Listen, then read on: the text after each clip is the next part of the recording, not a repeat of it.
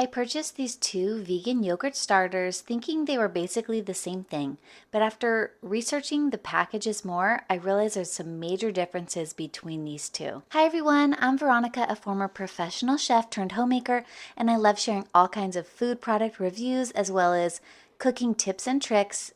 And in this video, let's dissect the differences between the Cultures for Health vegan yogurt starter and the Belle and Bella non-dairy yogurt starter.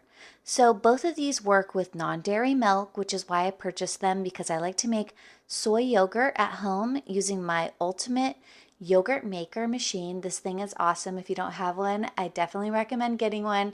Check out the links in the description below for where you can purchase that.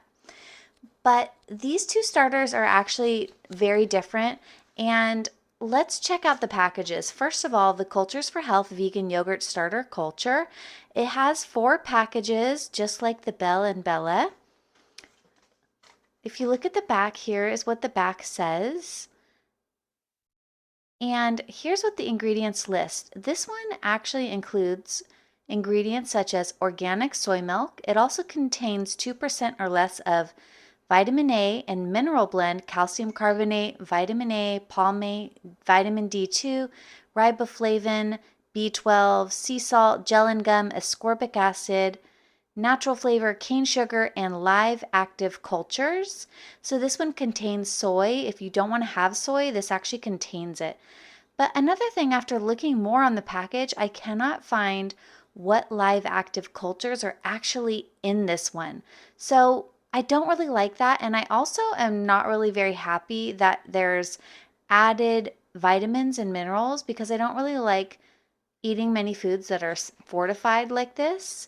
So that's actually kind of disappointing. I am still going to test this out to see, does it make good yogurt? Because if it does, maybe that'll change my mind. But right now I'm actually in the process of testing the Belle and Bella non-dairy yogurt starter.